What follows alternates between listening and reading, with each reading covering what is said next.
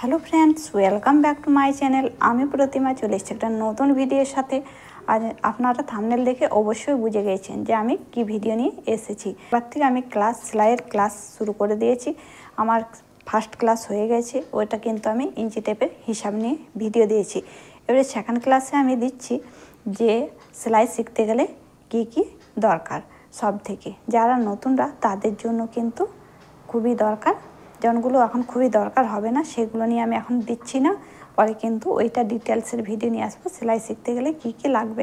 এখন আমি শুধু এইটুকুই ভিডিও নিয়ে এসেছি যে সেলাই শিখতে গেলে সব থেকে নতুনদের জন্য কি কি সব থেকে দরকার। তো সব থেকে প্রথম দরকার হচ্ছে মেশিনটা। তো মেশিনটা চাই, মেশিনটা না হলে কিন্তু সেলাই শেখা যাবে না। আপনার যতই থিওরি করুন বা ঘরে প্র্যাকটিস করুন, যতক্ষণ না মেশিন দিয়ে সেলাই না করছেন ততক্ষণ কিন্তু আপনাদের প্র্যাকটিস ঠিকমতো হচ্ছে না। তো মেশিনটা কিনতেই হবে, আর মেশিনটা চালানোরও ভিডিও কিন্তু আমি নিয়ে আসবো। মেশিন চালানো কিভাবে হয়, তো মেশিনে প্রথমে হাত সোজা করতে হয়। হাত সোজা করতে গেলে প্রথমে যে সায়ার দড়ি বানানো হয়, সে দড়িগুলো যদি আপনারা 4-5টা বানিয়ে নেন তাহলে দেখবেন আপনাদের হাতটা বসে যাবে। তো মেশিন দিয়ে প্রথমে আগে সায়ার দড়ি বানিয়ে নেবেন, মেশিনটা হাতটা সোজা হয়ে যাবে। তারপর আপনাদের সেলাই শিখতে গেলে কি কি দরকার সেইগুলো আমি আপনাদের কাছে এখন দেখাবো। তো প্রথম তো সেলাই শিখতে গেলে ইঞ্চি ফিতার দরকার। এই ফিতাটা আপনার চাই, না ছাড়া আপনি কিভাবে মাপজোক করবেন আর সেলাই শিখবেন। তো মাপের লিগে আমি আমার ফার্স্ট ক্লাসে ইঞ্চি ফিতার হিসাবটা দিয়ে দিয়েছি। এইটা তাহলে সব থেকে প্রথম ফিতাটা আর মেশিনটা হয়ে যাওয়ার পরে তারপর লাগবে কাঞ্চি। তো এই কাঞ্চি, এইটা আমার ইস্পাতের কাঞ্চি। এইটা আমার আজ 13 বছর থেকে এই কাঞ্চিটা আমার ইউজ করছি। এই কাঞ্চিটা সব থেকে খুবই সুন্দর, আর এইটা শান দিতে হয়। শান দিয়ে নিলে কিন্তু খুবই একটা খুব জলদির মধ্যে কিন্তু ধারটা যায় না। এইটা একটা ইস্পাতের কাঞ্চির ধারটা সবসময় থাকে। এখন কিন্তু হালকার মতো কাঞ্চিগুলো বেরিয়ে গেছে, জনগুলো কিন্তু দাম খুবই কম এই কাঞ্চিগুলো। তো এই কাঞ্চিগুলো আমি বলবো কেউ যদি সেলাই পারপাস যে প্রফেশনালভাবে সেলাই শিখতে চান বা কাজ করতে চান তাদের জন্য আমি ইস্পাতের কাঞ্চিটাই সাজেশন করব। ইস্পাতের কাঞ্চিটা নেন। এই কাঞ্চিটা কিন্তু খুব জলদির মধ্যে ধারটা চলে যায়, এই কাঞ্চির ধারটা খুব জলদি থাকে না। তো এইটা আমি বলবো যে এই কাঞ্চিটা আপনারা কেউ যদি এমনি ঘরে বাড়িতে বসে হয়তো আর নিজেদের জন্য ব্লাউজ তৈরি করতে চান তাহলে কিন্তু এটা কমের মধ্যে হয়ে যাবে, কিন্তু এইটাও ধার থাকে কিন্তু জলদির মধ্যে চলে যায়। আর তারপরে মেশিনে দিতে মেশিনটাই তেল দিতে হবে। প্রথম মেশিনটা প্রচুর জাম থাকবে, তো সেই জন্য মেশিনে তেল দিলে কিন্তু মেশিনটা ফ্রি হবে। তো ফ্রি হয়ে যাবে। তারপর লাগবে ছুঁচ। এই ছুঁচ দিয়ে হ্যাম করতেও আমি শেখাবো কীভাবে হ্যাম করতে হয়। তারপরে হুকের ঘর বাঁধতে হয়, বটামের ঘর বাঁধতে হয়, সেইগুলো নিয়ে আসবো আমি ক্লাস ওয়াইজ একটা করে খুঁটিনাটি সহ আমি প্রত্যেকটারই কিন্তু ভিডিও আপনাদের কাছে নিয়ে আসবো। আমি চেষ্টা করব যতটুকু আমি জানি আপনাদের সম্পূর্ণভাবে ভালোভাবে আমি শেখাতে নয়। এইটা ছুঁচ হচ্ছে হ্যাম দেওয়ার ছুঁচটা লাগবে, আর মেশিনের ছুঁচটাও আপনি নিয়ে নেবেন। ক নম্বরের ছুঁচ কিসে লাগবে সেইটারও কিন্তু আমি ভিডিও নিয়ে আপনাদের কাছে আসবো। কি মোটা সেলাইয়ের জন্য ক নম্বর ছুঁচ লাগবে আর সরু সেলাইয়ের জন্য ক নম্বর ছুঁচ লাগবে সেইটাও কিন্তু আমি ভিডিওতে নিয়ে আসবো। তো এই ছুঁচটা আর যারা নতুন তাদের জন্য এই বল পিনটা আমি বলবো অবশ্য করেই নিয়ে নেবে। কেন কি যারা কাপড় কাটিং করবেন না, কাপড়টা সরে যাবে। এখন নতুনে অস্ত্রের সঙ্গে কাটিং করবেন তখন দেখবেন যে এক সাইডটা হয়তো তলের কাপড়টা সরে গেছে, উপরের কাপড়টাই হয়েছে। যখন আপনার বল পিনটা দিয়ে পিন আপ করে নেবেন তাহলে কিন্তু কাপড়টা এই সাইড থেকে ওই সাইড সরবে না। তাহলে দেখবেন ভালোভাবে পিন আপটা আপনার হয়ে যাবে আর কাটিংটাও খুব সুন্দরভাবে হবে। তাহলে এইটাও একটা গুরুত্বপূর্ণ জিনিস। আর তারপরে আপনাদের বলবো এই রাউন্ড স্কেলটা, এইটা তো একদম অবশ্যই নেবে। যারা নতুন সেলাই শিখবেন তাদের জন্য এইটা আমি বলবো যে একদম অবশ্যই। কেন কি এইটাতে আমরা আরমহলের শেপ দেবো। যারা নতুন তাদের তো হাত এখন চলবে না, ফ্রি থাকবে না, তারা কিন্তু শেপটা দিতে ভয় করবে যে কিভাবে শেপটা দেবো কিভাবে। তখন হয়তো কাপড় বেশি থেকে যাবে, তখন দেখবেন যে আরমহলের ঝোল চলে আসবে। বা আমরা কটোরির যে কাটিংগুলো করব তখন কটোরিং কাটিংয়েও কিন্তু এইভাবে আমি শেপটা দেবো। কটোরির পিছন গলার কাটিংয়ের শেপ দেবো। তো সেই জন্যে যারা নতুনও লাগে এটাতে প্যান্ট কাটিং করতে লাগবে, স্ট্রেট প্যান্ট আর সকল কাটিংয়ের প্যান্টের জন্য, আর এইটা কিন্তু আমার স্যুট কাটিংয়ের জন্য লাগবে। তো এইগুলো আপনারা এখন যদি শিখবেন, যখন আমি চুড়িদার শেখাবো তখন কিন্তু এইগুলো আপনারা নিয়ে নিতে পারেন। আর না হলে এইখান থেকে টেলারিংয়ে কিন্তু যেয়ে পরে এই যে একটা ছোটো স্কেল, এই স্কেলটা কিন্তু নিয়ে নিতে পারেন। এইটা 12 ইঞ্চির একটা স্কেল আছে, এই স্কেলটা নিলে কিন্তু আপনাদের সহজভাবেই কাটিং করতে পারবেন। তাহলে এই স্কেল একটা নিয়ে নেবেন। তাহলে আর যদি এই স্কেল চাইলে একটা নিয়ে নিতে পারেন, কেন কি সায়া কাটিং আসল করব তখন সোজাভাবে আপনাদের কাটিংটা হয়ে যাবে। তো তারপর লাগবে এটা একটা হুক পাতা। তো ব্লাউজ আমি আপনাদের সাজেস্ট করব যে প্রথমে আপনারা কিন্তু কাপড়ে কাটিং করবেন না। প্রথমে আপনারা আমি একটা খাতা রাখবেন, যেটা কি আমি বলবো সেইগুলো কিন্তু আপনারা থিওরিতে করে নেবেন। তো এই যে হুকটা সব থেকে দরকার, হুকটাও লাগবে সেলাই শিখতে গেলে। তাহলে একটা খাতা কলম, আপনারা একটা থিওরি করবার জন্য খাতা কলম নিয়ে নেবেন। জনটা আমি বুঝাবো, হয়তো সব সময় তো আপনারা ভিডিও খুলে দেখতে পারবেন না। থিওরিতে খাতাতে লেখা থাকলে কিন্তু আপনারা খাতাটা উল্টিয়েও দেখে নিতে পারবেন। তাহলে ওইটা হয়ে গেল। আর সালোয়ার স্যুট বানাতে গেলে কিন্তু এই বক্রমটা দরকার।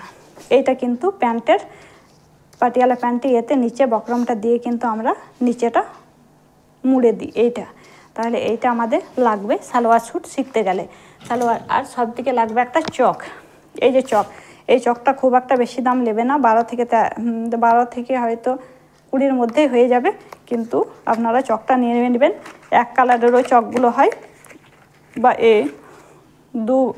দু সাইড দিয়েও কিন্তু থাকে।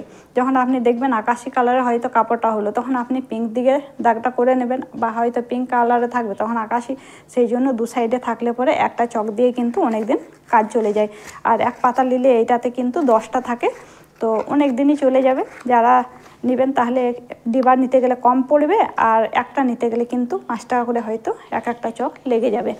একটা স্ক্রুপ দরকার, যেটা কি মেশিনে হয়তো ববিনে আরে সুতো ঢুকে যাবে, বা হয়তো সেলাইয়ে হয়তো যখন একটু বারবিলিং উঠবে তখন কিন্তু ওইগুলোর জন্য আমাদেরকে ঠিক করতে গেলে তখন এই স্ক্রুপটা দিয়ে খোলা পড়া করে নিয়ে আমাদেরকে ওইটা ঠিক করতে হবে। সেই জন্য মেশিনের কাছে একটা স্ক্রুপও রাখতে হবে। আর সুতো যখন ভুল হবে বা কিছু হবে, বা কিছুতে হয়তো ভুল সেলাই হয়ে গেল, বা এইটা একটু খুলতে হবে, তখন এইটা কাটিং করবার জন্য এই ক্যাঞ্চিটা দরকার। এইটাতে কিন্তু কাটিংটা খুব সুন্দর সুতোগুলো কেটে নিয়ে সেলাইটা খোলা যায়। তাহলে এইটা একটা দরকার। আর সব থেকে ম্যান হচ্ছে সুতো, সেলাই শিখতে গেলে তো সুতো লাগবে। তাহলে এই সুতো কিন্তু নিয়ে নেবেন। যদি ডিবা নেবেন তাহলে কিন্তু অনেকটা কমে পড়বে, আর যদি পিস নেবেন তাহলে হয়তো 4 টাকা একটা পিস করে পড়বে। তাহলে আপনাদের বলে দিলাম। আর পেপারে প্রথমে আমি বলবো পেপারে কাটিং।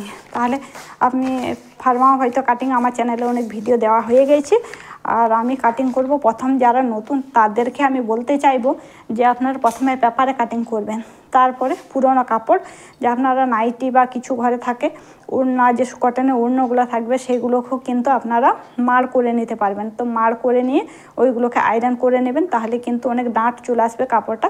ওইটা কাটিং করে সেলাই করতে আপনাদেরও খুবই ভালো লাগবে। আর যখন কাপড়টা পরে পুরো খারাপ হয়ে যাবে, সে কাপড়টা দিয়ে কিন্তু সেলাই করতে খুব নরম থাকবে, তো আপনাদের ইচ্ছাও যাবে না।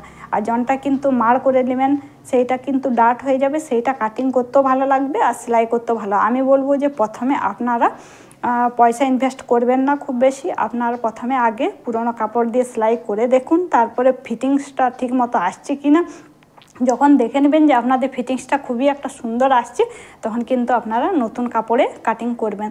তো তার জন্য 1-2 পিস হয়তো নতুন কিনতে পারেন, কিন্তু প্রথমে আপনারা পুরোনো কাপড়েই কিন্তু আগে কাটিং করে সেলাই করে নেবেন, তারপরে কিন্তু নতুন কাপড়ে সেলাই করবেন।